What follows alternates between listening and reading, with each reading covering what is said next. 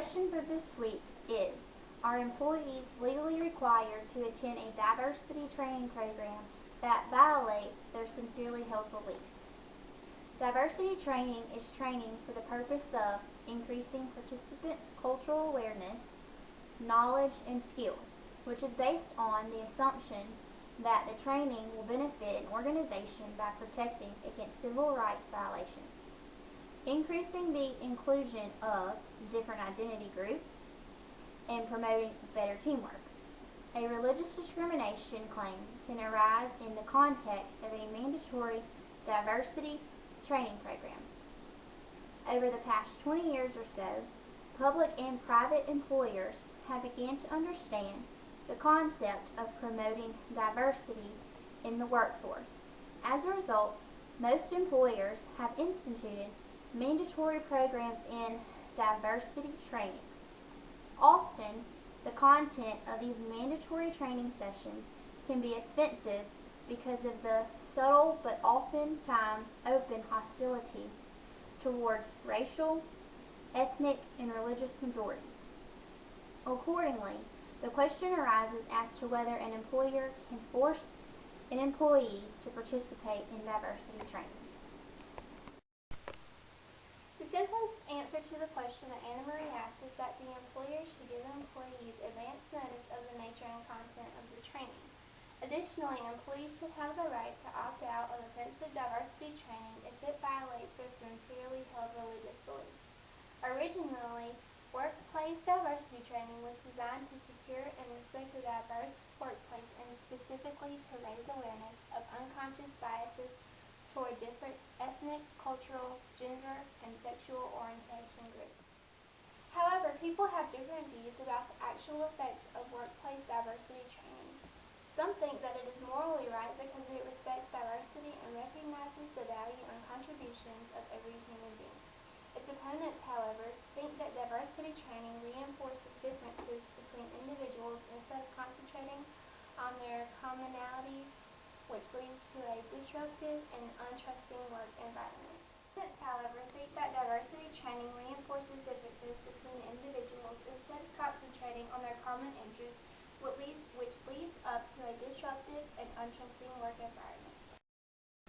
Generally, employees who are required to attend a diversity training program may go to the Human Resources Department and find out the curriculum for that program. After reviewing the program, they may inform their employer of any parts that violate their sincerely held religious beliefs. The key words are sincerely held religious beliefs.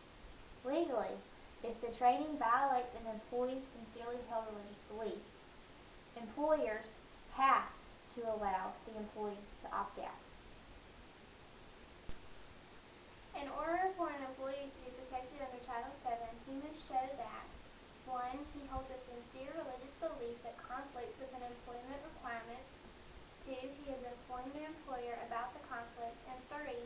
He was discharged, disciplined, or subject to discriminatory treatment for failing to comply with the conflicting employment requirement. In sum, when employers violate Title VII by requiring employees to participate in a program that violates employees' sincerely held religious beliefs without advance notice, the employees have the right to opt out in the future. In addition, good law has been developed that should enable employees to opt out of an objectionable diversity training program. Draper versus Logan County Public Library, attorneys represented a librarian who had been fired for wearing a cross necklace to work. The court ultimately ruled that the public library's policy prohibiting the wearing of a cross necklace to work violated the librarian's free speech and free exercise rights.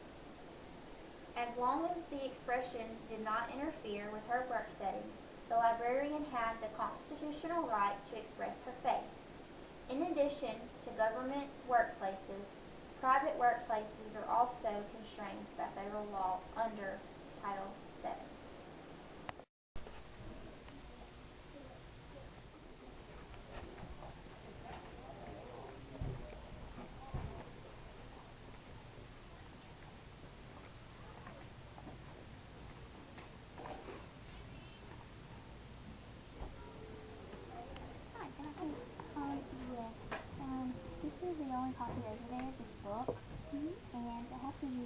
a group project, and I was wondering if y'all had maybe more than one copy. If you don't mind, yes ma'am, please.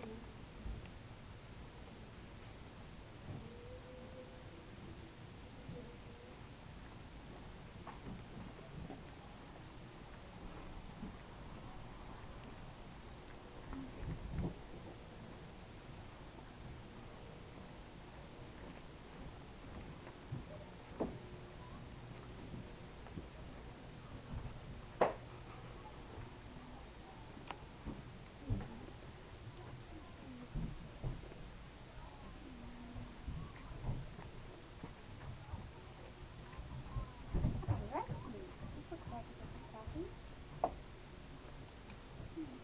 Now, is it on Eleanor Roosevelt or Franklin Roosevelt? I guess that's a good question.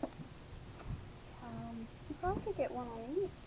Yeah, but there's like 4 of us in a group, and I'm not real sure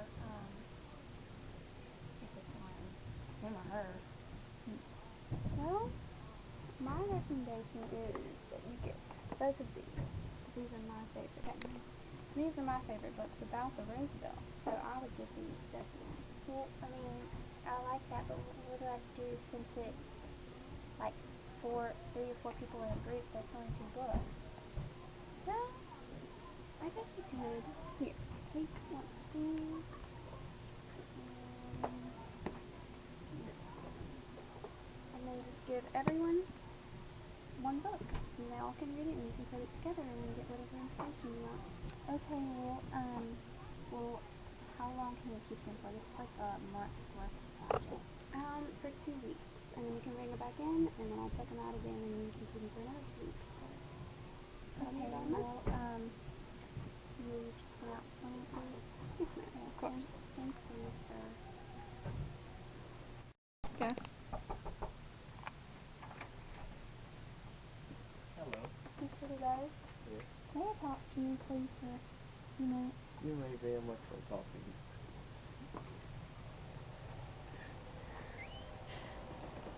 What seems to be the problem? Well, the librarian out there, I asked her to help me because she seemed really nice.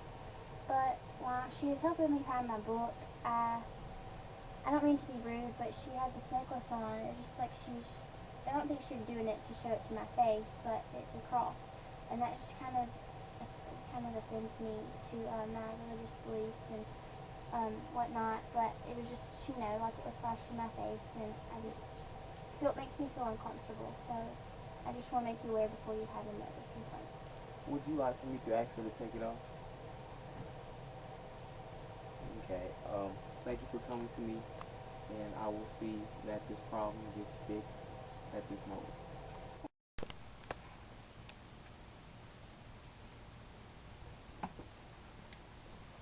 Excuse me, Dexter. Okay. You are one of our good employees, to let you know, but I have been getting some complaints lately that your necklace is causing a disturbance. And so, may I come and ask you, could you take it off, please? But, I can't do that. It's part of my religious beliefs, so. So you can't tuck it under your shirt or anything like that? No. Well, like I said, you're one of our great employees, but sad to say, I'm gonna have to let you go for this because it's causing too many disruptions and complaints. A necklace? Yeah, I personally myself don't see what's the problem with this, but others do. Yes, like I said, I'm sorry, but I'm gonna have to let you go. I mean, it's so many complaints and disruptions about it, and like I said, I'm sorry about the necklace, but I'm going to have to ask that you leave because this is a nice establishment of this library, and you have to go. I'm sorry. I'm gonna take you to court.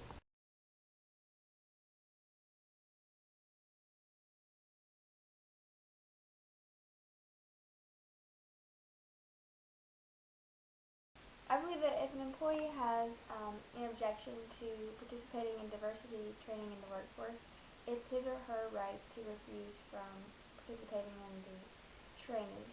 However, the situation presents a catch-22, so to speak, because America is, of course, the great melting pot, and in it we have so many different religions and races and spiritual believers, whether it be Hindu or any sort of tribal spirituality that some people may have. Um, we have all those working in the workforce here in America. And it is, of course, their right, and one of the greatest things about America is that we have such liberties and freedoms protected under the U.S. Constitution, and all of those apply in the workforce. Certainly, so it is a catch-22 because, on the other hand, you have so many different backgrounds working in a workforce, especially if it's a large corporation. For example, if it's a large oil company, Mr. Gurley, I know you like the oil company. If it's a large oil company, you have so many people working from overseas, and even if they're just here for a short period of time, say they're here training from a country in Africa, maybe Nigeria or something like that, or even if they come up from Venezuela and they're just here to train, it's hard to work together if you don't know the backgrounds of individuals, if you don't know their spirituality. For example, some people might say something like, God bless you if you sneeze, and that may not be appropriate or acceptable. And we need to know those things, and that's what diversity training is for. So on one hand, it should be the person's right to refuse training, but it should also be understood that in order to work well together, you have to participate in training to sort of bring yourself up to speed and have the knowledge to work with others. I would assume that a private corporation can make their employees go through any training they deem necessary for their job and occupation.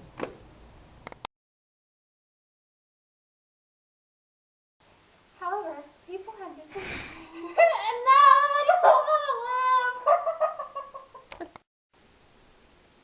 Okay.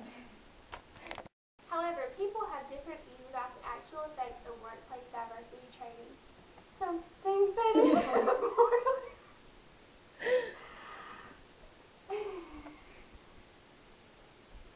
Alright. I have a problem. Take 27. Take 27.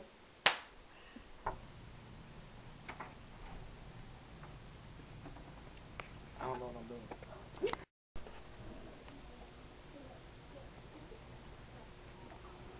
It's myself can be the only reason that people like to come in here. I don't want, because I'm such a great looking guy, I don't want people to. We live in a capitalistic society, and so I want to make this money. And so, I got cookies and stuff over there.